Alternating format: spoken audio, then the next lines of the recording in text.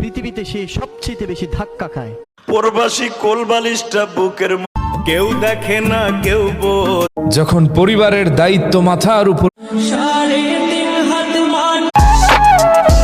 এই গাড়িটা যে এই পৃথিবীর মায়া আমার ভালো ভাই আমি সবাইকে উপকার করবে।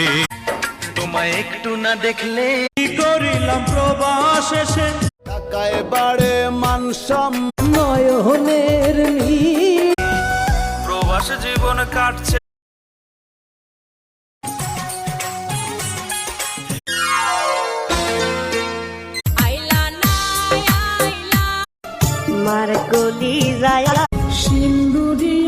জন্ম হয়ে ফুল বাগানে ফুলের